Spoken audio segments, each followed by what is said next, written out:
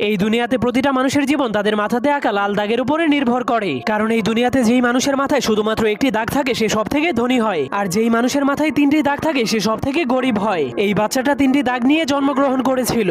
এরপর সে ধীরে ধীরে বড় হওয়ার পর সে দেখতে পায় তাকে শুধু গরিব মানুষের সাথেই থাকতে হয়, আর যাদের মাথায় দুইটি দাগ আছে তাদের গোলামি করতে হয়। এমনকি তাকে দুই দাগওয়ালা মানুষের জন্য সারাদিনই কাজ করতে হয়, যার ফলে দুই দাগওয়ালা মানুষের বাচ্চারা তাকে মারলেও সে কিছুই বলতে পারতো না। এজন্য সে একদিন লুকিয়ে লুকিয়ে তার কপালের একটা দাগকে মুছে ফেলে। এরপর কাউকে কিছু না বলেই লুকিয়ে লুকিয়ে দুই দাগওয়ালা মানুষের রুমের মধ্যে চলে যায়। কিন্তু সে ভিতরে যাওয়ার পর দেখতে পায় সব দুই দাগওয়ালা মানুষের এক দাগওয়ালা মানুষের একদমই চাকরের মতো সেবা করছে, যা দেখার পর সে অনেক অবাক হয়ে যায়। এরপর সে বুদ্ধি খাটিয়ে তার আরেকটা দাগকেও মুছে ফেলে। কিন্তু যখন দুই দাগওয়ালা মানুষেরা দেখতে পায় তার কপালে এক দাগ, তখন তারাও তার সেবা করতে শুরু করে দেয়। তখন সে জীবনের প্রথমবার এত সম্মান পেয়ে অনেক খুশি হয়ে যায়। কিন্তু তখনই হঠাৎ করে উপর থেকে একটা মেশিন চলে আসে। এরপর সকল এক দাগওয়ালা মানুষদেরকে টেনে টেনে উপরে নিয়ে যায়। এরপর সেই মেশিন তাদের মাংসগুলোকে কেটে কেটে তিন দাগওয়ালা মানুষদেরকে খাওয়ার জন্য